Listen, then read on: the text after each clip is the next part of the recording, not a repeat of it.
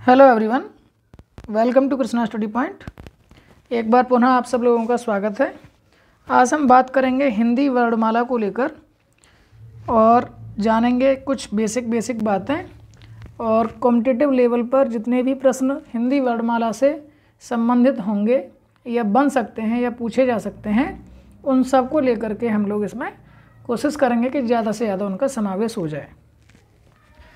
तो चलिए शुरुआत करते हैं आज की इस वीडियो का, और जो महत्वपूर्ण परिभाषाएं होंगी वहाँ से हम लोग शुरू करते हुए और आगे बढ़ जाएंगे। ठीक है, तो आप लोग हिंदी वर्णमाला के अंतर्गत आ रहे हैं। सबसे पहले हम जानते हैं कि वर्णमाला कहते किसे हैं। वर्णमाला आप लोग नोट्स बनाते चलिएगा साथ साथ, तो आपको आसानी हो जाएगी। कोई एक एक्स्ट्रा कॉपी लीजिए और उस पर उन सब चीज़ों को लिखते चलिए। 1 बाय 1 आपको सारी चीज़ें मिलती चली जाएंगी।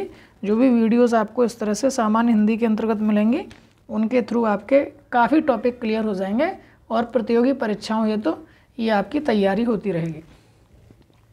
वर्णमाला क्या होती है? तो अक्षरों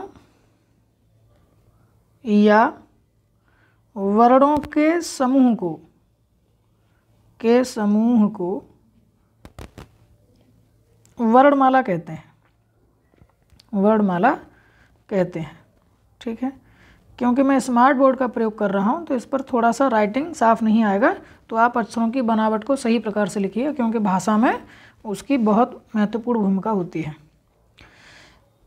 अब आप पूछेंगे कि ये जो अक्षर हैं या वर्ण हैं ये क्या होते हैं, यानी अगली परिभाषा होगी हमारी अक्षर या वर्ण,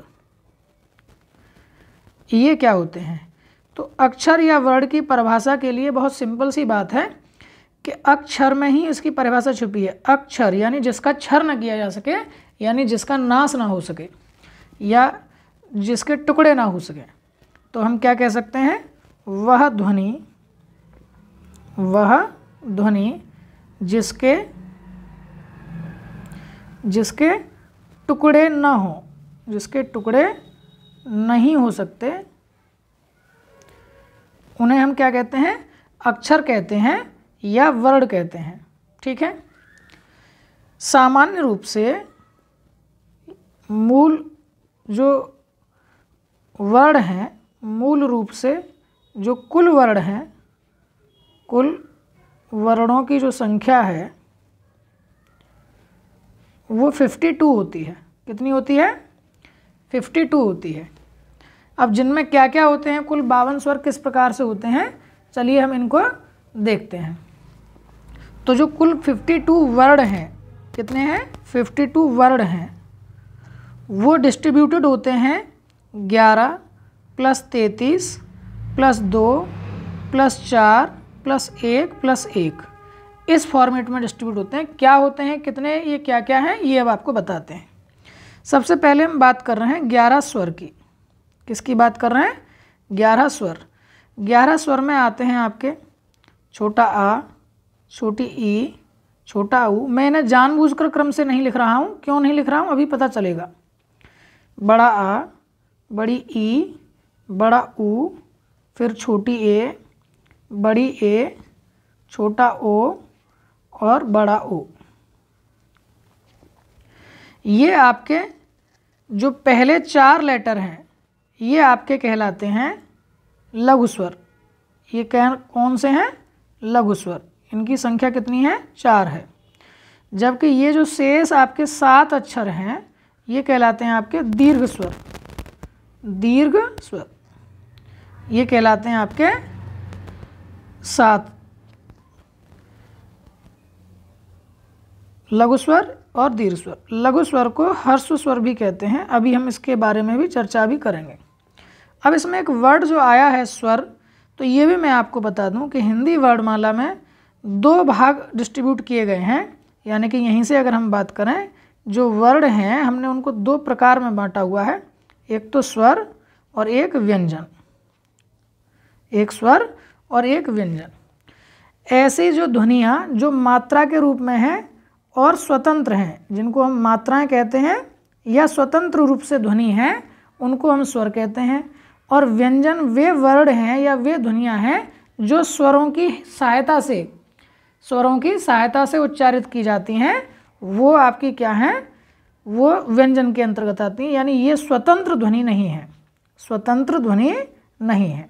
यानी इनमें व्यंजन ऐसे वर्ण हैं जिनमें हम स्वर का क्या करते हैं, सहायता लेते हैं, उनका प्रयोग करते हैं। ठीक है, तो ये 11 आपको स्वर समझ में आ गए हैं। 4 लघु स्वर हैं और 7 दीर्घ स्वर हैं।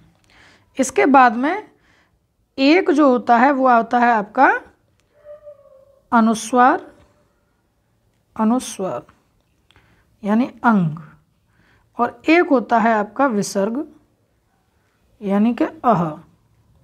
ठीक है, इसके बाद अब हम बात करते हैं तो इसमें आएंगे आपके 33 व्यंजन। अभी ये 33 व्यंजन कौन से हैं ये मैं आपको बताता हूँ, ध्यान से समझिएगा। 33 व्यंजन में सबसे पहले तो हैं 25 स्पर्श व्यंजन। कैसे व्यंजन है? 25 स्पर्श व्यंजन है। दूसरा 4 अंतस्थ व्यंजन है। 4 कैसे हैं? अंतस्थ व्यंजन है। और फिर 4 कैसे हैं? ऊष्म व्यंजन है। 4 कैसे व्यंजन है? ऊष्म व्यंजन है। 33 तो ये व्यंजन है। ठीक है, इसके बाद में जो 2 व्यंजन और हैं, ये 2 व्यंजन जो हैं वो कहलाते हैं द्विगुण व्यंजन। कैसे कहलाते हैं? द्विगुण व्यंजन। ठीक है, इसके बाद में 4 व्यंजन और हैं जो आपके कहलाते हैं संयुक्त व्यंजन। ये कैसे कहलाते हैं? आपके संयुक्त व्यंजन कहलाते हैं। ठीक है, तो कुल मिलाकर अगर आप देखें तो 1 2 3 4 5 व्यंजनों की कुल संख्या जो है वो यानी कुल प्रकार 5 प्रकार हो गए हैं। यानी 5 प्रकार के हो गए हैं आपके व्यंजन, 5 प्रकार व्यंजन के हैं। और जो कुल व्यंजन हैं वो कितने हैं? यानी कि 33 तो वो थे ही, प्लस 2 प्लस 4 यानी टोटल 39 व्यंजन हैं। कितने हैं? 39 व्यंजन हैं। ठीक है, यानी कि आपके सामने अभी हमने 52 जो वर्ड लिखे हैं उनको हमने बताया कि कौन क्या क्या कितने हैं। ठीक है, तो आपको 11 स्वर, 39 व्यंजन, अगर इसको देखेंगे तो ये टोटल 50 हो गया है। और साथ ही साथ में एक आपका कौन है? अनुस्वार, और एक आपका कौन है? विसर्ग। जनरली अनुस्वार और विसर्ग को न तो स्वर में रखा जाता है न व्यंजन में रखा जाता है। कई व्याकरण शास्त्री बताते हैं कि ये इस प्रकार के व्यंजन हैं जिनमें मात्रा भी अपने आप से अलग सम्मिलित है, यानी इनको जब चाहें तब स्वतंत्र रूप से भी लिख सकते हैं, जैसा कि आपके सामने ये लिखे हुए हैं। ठीक है, तो इसको भी आप लोग रख सकते हैं। तो ये इस प्रकार से टोटल कितने वर्ड हैं? 52 वर्ड हैं। अभी हम एक और बार से जानते हैं, इनको क्लासिफिकेशन करते हैं, बहुत अच्छे से समझते हैं। चलिए अब हम जान लेते हैं कि जो स्पर्श व्यंजन है, कौन से व्यंजन है? स्पर्श व्यंजन है, वो कौन से हैं? स्पर्श व्यंजन, स्पर्श व्यंजन है आपके टोटल 25। ठीक है, और वो 5 वर्गों में बटे हैं। 5 वर्गों में बटे हैं। कौन कौन से वर्ग हैं वो? एक है क वर्ग, दूसरा है च वर्ग, तीसरा है ट वर्ग, फिर है त वर्ग, और फिर है प वर्ग। ठीक है, ये 5 वर्ग हैं। क वर्ग में आपके 5-5 अक्षर, हर वर्ग में 5-5 अक्षर हैं। इस तरह से 5 वर्ग 5-5 अक्षर, 25 कुल मिलाकर के अक्षर हैं जो कि स्पर्श व्यंजन के अंतर्गत आते हैं। तो मैं इसके लिए ब्लैक ले लेता हूँ। क, ख, ग, घ, अ, च, छ, ज, झ, ञ, ट, ठ, ड, ढ, ण, त, थ, द, ध, न, प, फ, ब, भ, म। ये आपके 25 स्पर्श व्यंजन हो गए हैं। ठीक है, अब आती है बारी अंतस्थ व्यंजन की। किसकी आएगी? अंतस्थ व्यंजन की। ये जो अंतस्थ व्यंजन हैं वो कुल मिलाकर कितने हैं? 4 हैं। कौन कौन से हैं? या, र, ल, व। ठीक है। इसके बाद में आते हैं ऊष्म व्यंजन। कौन से आते हैं? ऊष्म व्यंजन। ऊष्म व्यंजन भी आपके 4 हैं। वो हैं स, श, ये षटकोण वाला स और फिर ह। ठीक है, ये आपके कहलाते हैं ऊष्म व्यंजन। इसके बाद में आपके द्विगुण व्यंजन। कौन से? द्विगुण व्यंजन। ये केवल 2 ही हैं। ये ड के नीचे ऐसे बिंदी लग जाती है और एक ढ के नीचे भी ऐसे बिंदी लग जाती है, तो ये ढ बन जाता है। ठीक है, ये द्विगुण व्यंजन है। इसके बाद में संयुक्त व्यंजन और आते हैं। कौन से आते हैं? संयुक्त व्यंजन, जिनकी कुल संख्या है 4। और वो कौन कौन से हैं? एक तो है छ, जो क और स, आधा क और पूरा स से मिलकर बनता है। एक है त्र, जो त, आधा और र से मिलकर बनता है। फिर एक है ज्ञ, जो आधा ज और म्य से मिलकर बनता है। और एक है स्र, जो आधा स, सासिटी स सलजम वाला और पूरा र से मिलकर बनता है। ठीक है, तो इस प्रकार से ये 4 आपके संयुक्त व्यंजन, 2 आपके द्विगुण व्यंजन, 4 ऊष्म व्यंजन, 4 अंतस्थ व्यंजन और 25 स्पर्श व्यंजन, इस प्रकार से आपके पास 39 टोटल व्यंजन बन जाते हैं। ठीक है, तो इस बात का आपको ध्यान रखना है। अभी आगे हम देखते हैं इसका और अच्छे से क्लासिफिकेशन करते हुए, क्योंकि इसका क्या करना है? वर्गीकरण करना है। ठीक है, तो अभी अभी हमने देखा, क्या देखा है कि जो स्वर हैं वो कितने प्रकार के हैं? 11 स्वर हैं, जो कितने प्रकार के हैं टोटल? ऐसे बना लेते हैं एक फ्लो चार्ट, तो वो 3 प्रकार के हैं। यहाँ मैं लिख देता हूँ प्लुत स्वर, ऐसे स्वर जिनमें 3 गुनी मात्रा होती है। एक होते हैं हर्ष स्वर या लघु स्वर, एक होते हैं दीर्घ स्वर। दीर्घ स्वर की संख्या हो गई 7, लघु स्वर की संख्या हो गई 4। ठीक है, कौन कौन से आएंगे? लघु स्वर में आते हैं छोटा आ, छोटी ई, छोटा ऊ और रा से ऋषि। जबकि दीर्घ स्वर में आएंगे आपके बड़ा आ, बड़ी ई, बड़ा ऊ, छोटी ए, बड़ी ए, छोटा ओ और बड़ा ओ। ठीक है, अनुनासिक या अनुस्वार कहते हैं, अंग, और विसर्ग आपका हो गया वो अह हो गया। ठीक है, ये आपके स्वर की स्थिति हो गई। अब व्यंजन को और हम एक क्लासिफिकेशन करते हैं व्यंजन का भी, ध्यान से देखिएगा उनको, और हम उनको फिर बनाने की कोशिश करेंगे कि और भी क्या क्या उसमें बन सकता है। ये है व्यंजन। व्यंजन में आपके एक तो आएंगे स्पर्श व्यंजन, जो कि कुल हैं 25। फिर आएगा एक अंतस्थ व्यंजन। ये फ्लो चार्ट आप भी बना लीजिएगा, जिससे कि आपको याद रहेगा। आप इसमें अंतर भी कर सकते हैं अपने हिसाब से। ये 4 हैं। इसके बाद में है आपका संयुक्त, ले लीजिए पहले, ये भी 4 हैं। और फिर ले लीजिए द्विगुण, जो कि कुल मिलाकर के हैं 2। ठीक है, इस तरीके से इनको आप स्थान दे दीजिए, ये लीजिए। ठीक है, यानी व्यंजन आपके कुल 5 प्रकार के हो गए हैं, जो इस फॉर्मेट में है। ठीक है, अभी मैं आपको और भी चीज़ें लिखता हूँ। अब स्पर्श व्यंजन जो 25 हैं उसको भी मैं एक बार लिख लेता हूँ ज़रा। क, ख, ग, घ, अ, च, छ, ज, झ, म्य, ट, ठ, ड, ढ, ण, त, थ, द, ध, न, प, फ, ब, भ, म। ये आपके 25 स्पर्श व्यंजन। अंतस्थ की बात अगर करें तो उसमें आ जाएंगे आपके य, र, ल, व। ऊष्म व्यंजन की बात करें तो श, श, श, ह। ये संयुक्त की अगर हम बात करें तो छ, त्र, ज्ञ और श्र।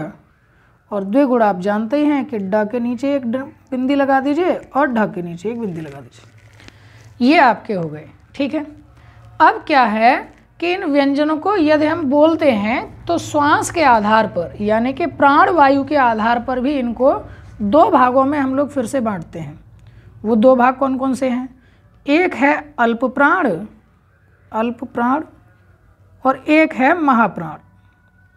अल्प प्राण और एक महाप्राण। तो जैसा कि आप वर्ड से समझ पा रहे हैं, अल्प प्राण का मतलब जिनको बोलने में कम श्वास का खर्च होगी, ठीक है। तो ये जो स्पर्श व्यंजन है इनके पहले वाले वर्ग, इसका मतलब कौन कौन आ गया? क, च, ट, त, प, ये पहला वर्ग। फिर इसके बाद में तीसरा वर्ग यानी कि ये ग, ज, ड, द और ब। फिर इसके बाद में लास्ट वाला यानी कि पांचवा वर्ग ये इससे कहलाते हैं आपके अल्प प्राण के अंतर्गत। किस में आएंगे? ये अल्प प्राण के अंतर्गत आएंगे। यानी कि क, फिर कौन आएगा? ग, फिर कौन आएगा? अंग, फिर च, ज, म्य, ट, ड, ण, त, द, न, प, फ, ब नहीं आएगा,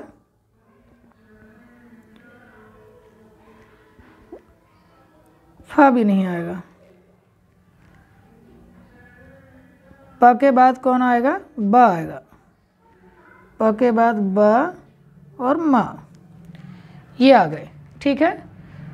क, ग, अंग, च, ज, म्य, ट, ड, ण, त, द, न, प, ब, म। इसके साथ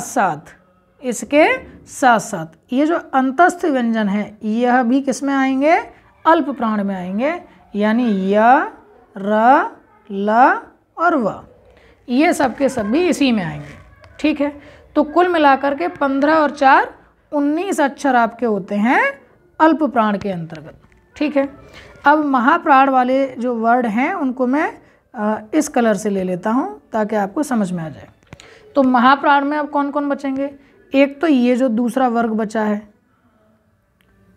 ठीक है, और एक ये जो दूसरा वर्ग बचा है, ये महाप्राण के अंतर्गत आएंगे। तो ये कौन कौन आ जाएंगे इसमें महाप्राण के अंतर्गत? इसमें आ जाएंगे आपके ख, फिर घ, फिर छ, फिर झ, फिर ठ, फिर ढ, फिर थ, फिर ध, फिर फ और फिर भ, ठीक है। ये आपके आ गए हैं महाप्राण के लिए। इसी के साथ साथ 3 अक्षर इसके और आएंगे ऊष्म व्यंजन के। ऊष्म व्यंजन से कितने लेने हैं? केवल 3 अक्षर। इनमें ह नहीं आएगा। कौन नहीं आएगा? ह जो है वो नहीं आएगा, ये ध्यान रखना है आपको, ठीक है। इस बात का आपको ध्यान रखना है कि महाप्राण में इसमें महाप्राण में आएगा ह, यानी कि श, श, श और ह, ये आपके महाप्राण के अंतर्गत आ गए, ठीक है। ये बात आपको एकदम क्लियर हो गई है। इसमें अब कोई समस्या किसी भी प्रकार की नहीं होगी। चलिए अब बात करते हैं हम अघोष और सघोष की भी। इसी के साथ साथ अघोष और सघोष की भी बात कर लेते हैं। तो मैं इसको एक और बार आगे लिख लेता हूं ताकि आपको और अच्छे से समझ में आ जाएगा। अघोष और सघोष 19 आपके हो गए थे अल्प प्राण, और ये कितने हो जाएंगे आपके?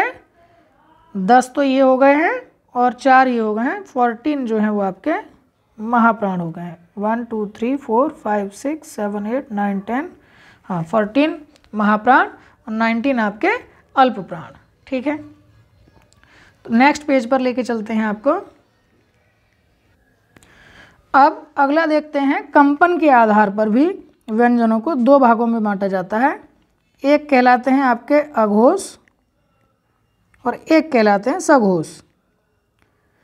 तो अघोष के अंतर्गत कौन आएंगे, यानी जिनमें घर्षण नहीं हो रहा है, कंपन जो है वो ज़्यादा नहीं हो रहा है, तो उसमें आपके कहलाते हैं ये एक तो पहला वाला वर्ग, फिर इसके बाद में दूसरा वाला वर्ग, यानी कि पहला और दूसरा वाला वर्ग।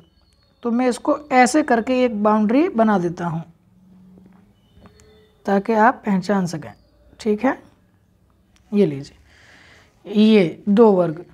तो अघोष में कौन कौन आया, क, ख, फिर आएगा कौन, च, छ, ट, ठ, त, थ, प, फ। ठीक है, ये आपके अघोष के अंतर्गत आ गए। साथ ही साथ में कौन आते हैं, इसके 3 अक्षर, इसके 3 अक्षर। ध्यान दीजिएगा, ह नहीं आएगा इसमें, श, श, श, ह नहीं आएगा। ठीक है, ह जो है वो सघोष के अंतर्गत आ जाता है। अब अगले जो वर्ड होते हैं वो होते हैं सघोष, उनको मैं ग्रीन कलर से ले लेता हूँ।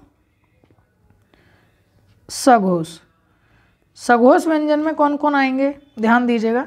सघोष व्यंजन में आएंगे शेष रहने वाले ये 3 वर्ग तो आएंगे ही।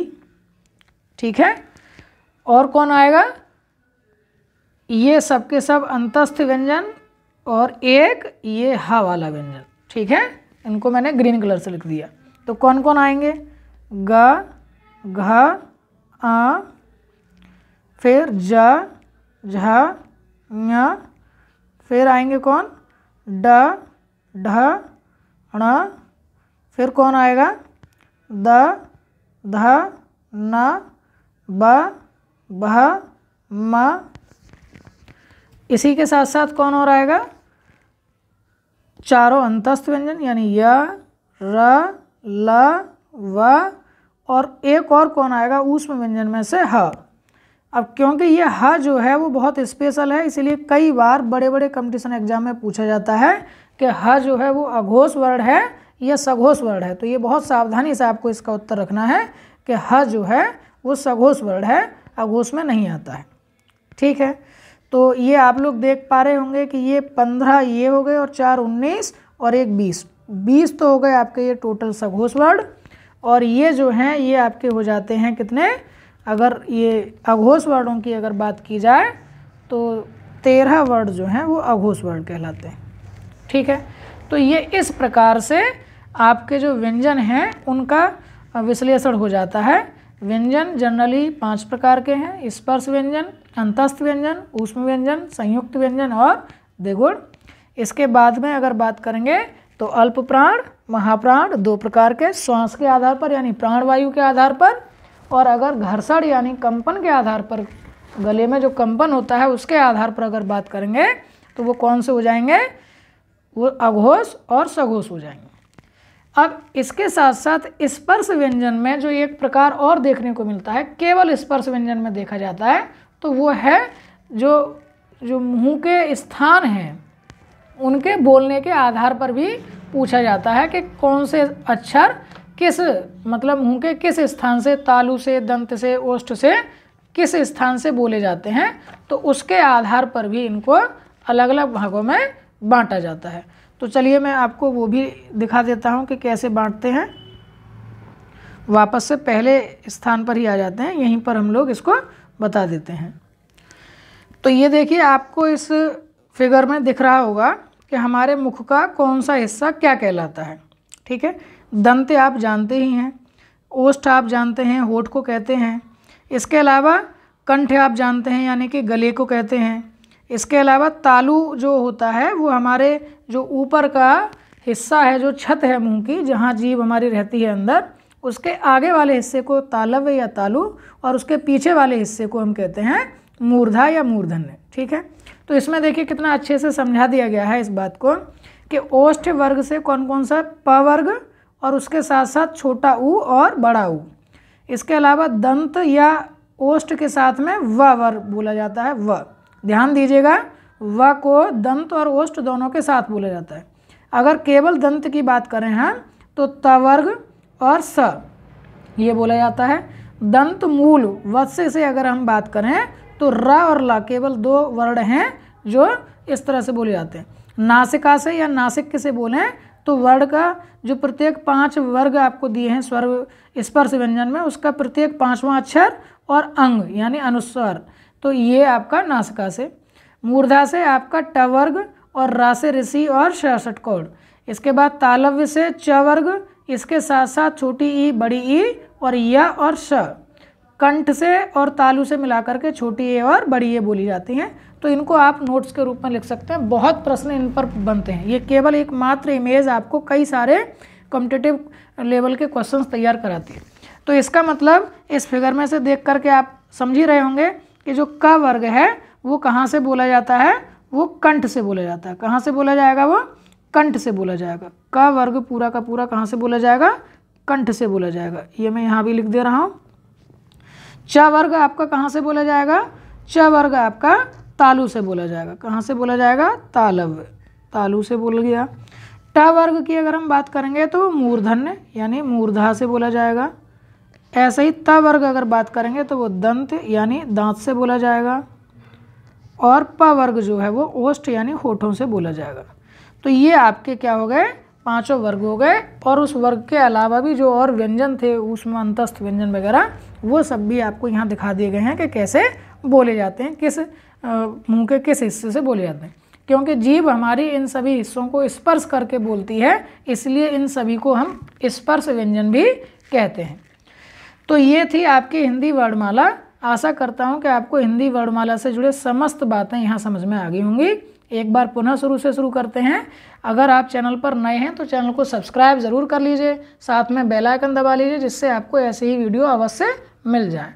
आप अपने साथियों को भी चैनल को सब्सक्राइब करने के लिए प्रेरित कर सकते हैं। वीडियो को लाइक और शेयर करना ना भूलें।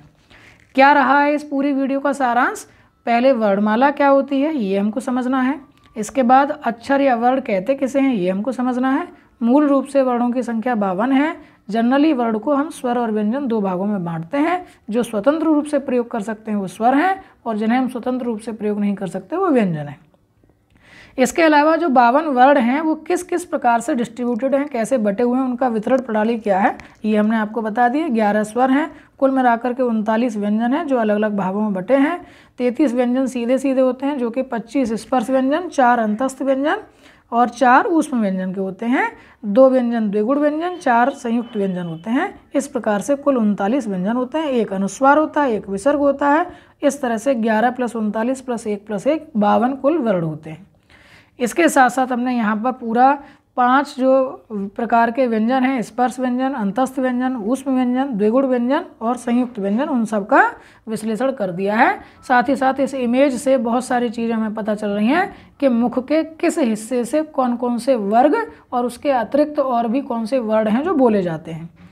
इसके अलावा स्वर को 3 भागों में बांटा गया है, लघु स्वर, दीर्घ स्वर और प्लुत स्वर। प्लुत स्वर ऐसे हैं जिनमें सामान्य से 3 गुना समय लगता है। लघु स्वर में 1 मात्रा के समय और दीर्घ स्वर में 2 गुनी मात्रा का समय और प्लुत स्वर में उससे भी अधिक समय, जिसका उदाहरण आपको ओम, या कभी आप जोर से पुकारते हैं कहीं दूर बैठे हुए व्यक्ति को, तो जैसे राम, तो वो क्या है आपका प्लुत स्वर के अंतर्गत ही आता है, ये उसका उदाहरण है।